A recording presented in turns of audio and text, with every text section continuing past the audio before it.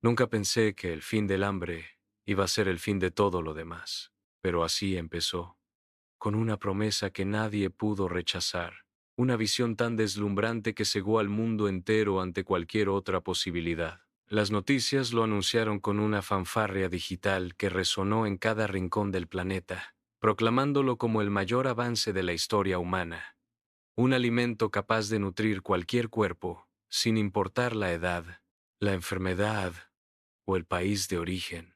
Se llamaba Solvita. Recuerdo el día exacto en que la primera barra llegó a mi ciudad. La televisión mostraba imágenes de niños desnutridos en tierras lejanas, sus vientres hinchados y sus ojos hundidos, transformándose en cuestión de horas. Sus mejillas se llenaban, sus miradas recuperaban un brillo perdido. Era un milagro.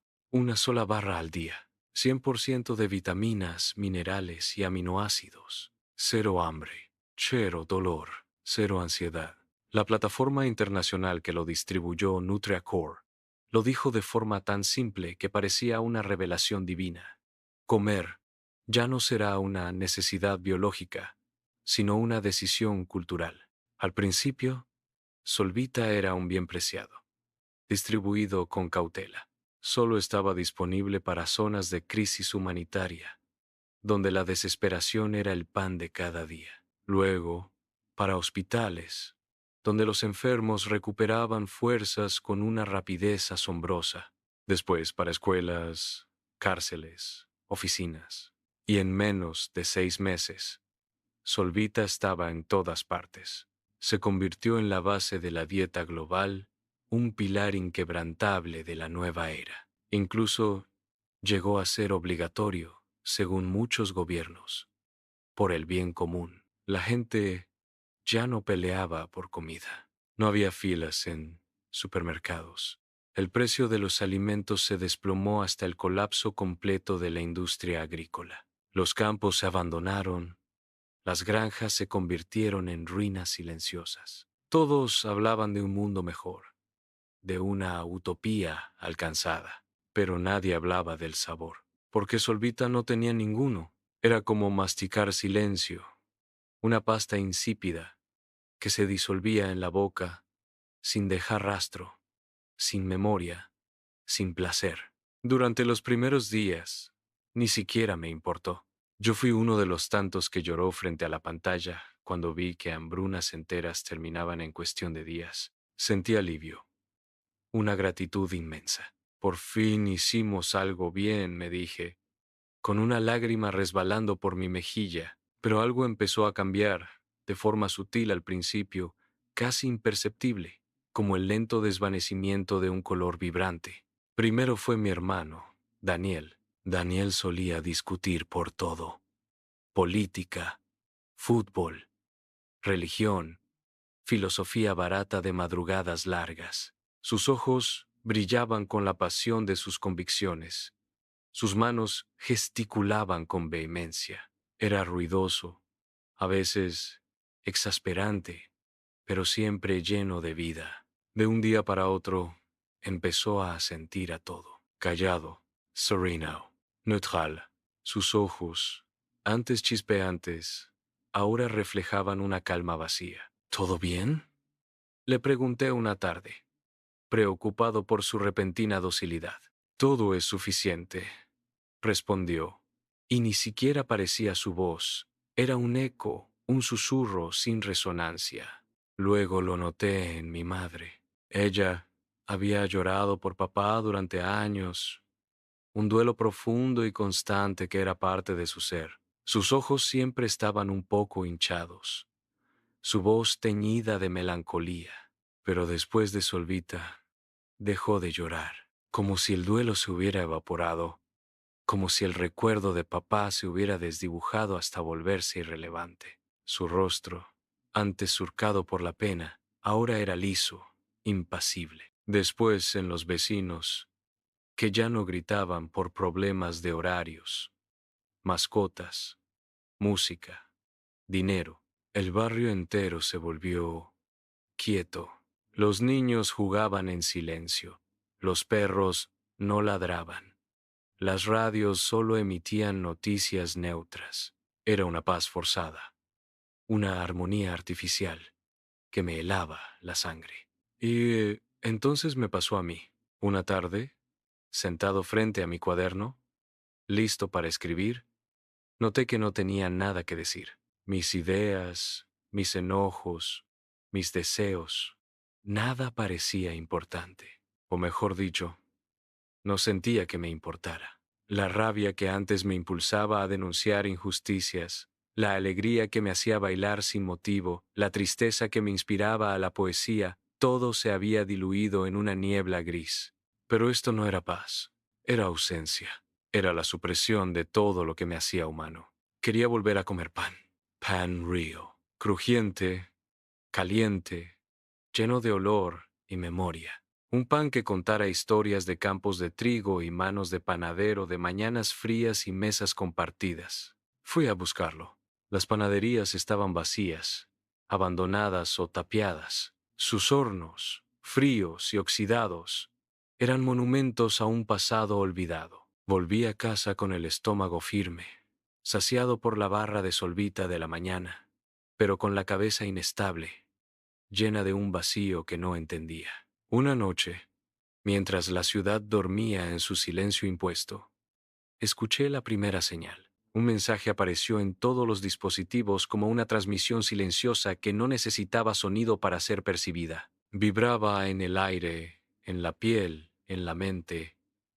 La humanidad está entrando en equilibrio. No interrumpas el proceso, decían, que era una noticia falsa, una broma de algún grupo anarquista.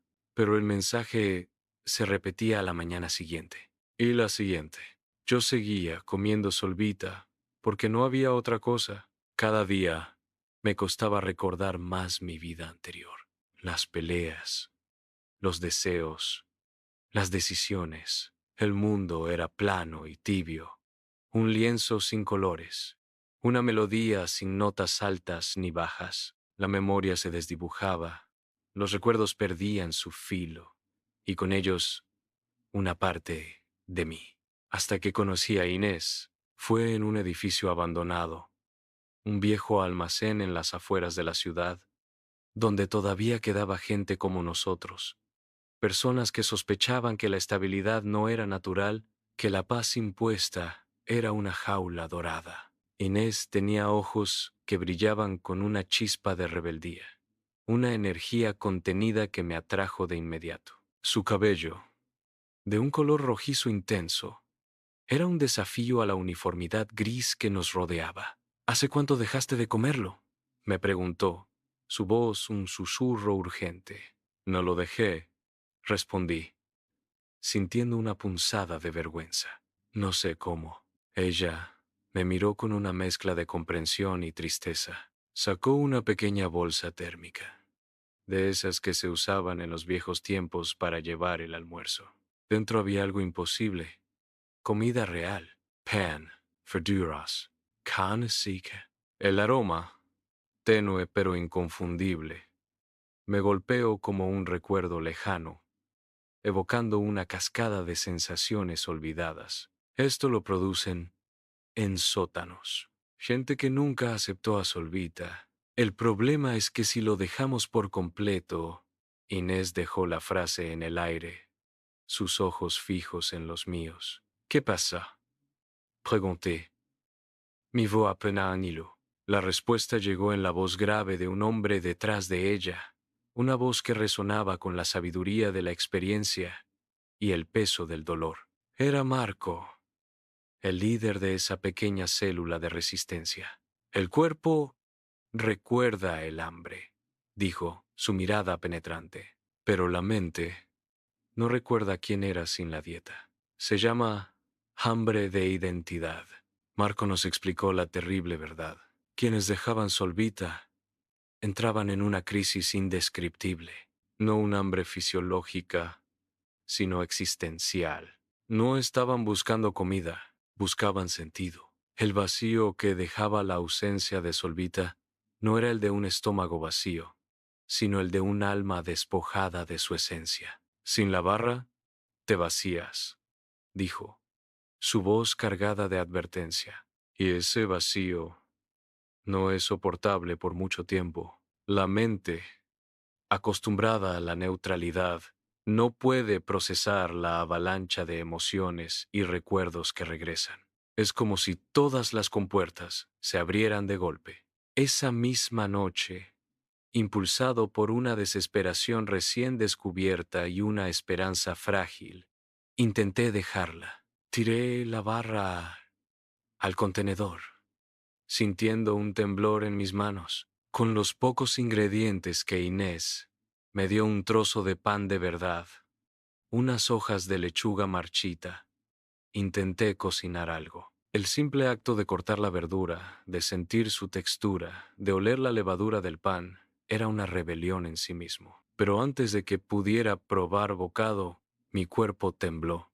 No era un escalofrío, sino una convulsión interna. Sentí dolor en zonas que no sabía que existían, como si millones de hilos invisibles tiraran de mis recuerdos para arrancarlos de raíz. Imágenes fragmentadas de mi vida anterior, de risas, de lágrimas, de amores y desamores, se agolparon en mi mente, cada una más vívida y dolorosa que la anterior. Escuché mi propia voz dentro de mi cabeza, pero no era mía, era una orden, un imperativo ineludible. Vuelve a la dieta, vuelve al equilibrio. El dolor se intensificó.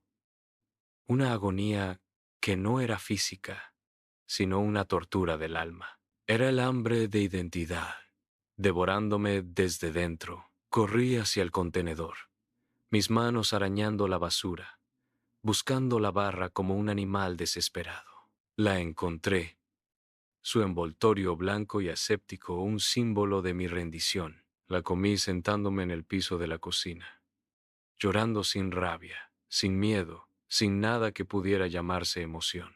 Las lágrimas caían, pero no sentía la tristeza que las provocaba. Era un autómata, obedeciendo un programa. Al terminar, el dolor desapareció.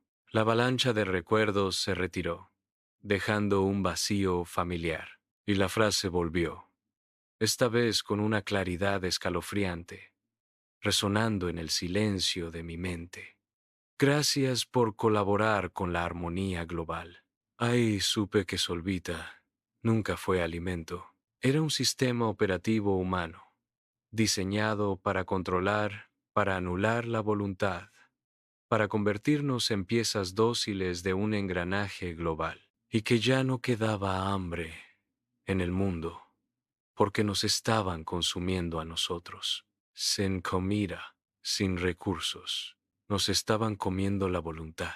La barra de Solvita en mi mano, ahora una extensión de mi propio ser, era el grillete invisible que me ataba. Pero en el fondo de mi mente, en un rincón que Solvita aún no había alcanzado, la imagen de Inés y Marco, el sabor del pan real y el eco de mi propia voz, antes de ser silenciada, permanecían.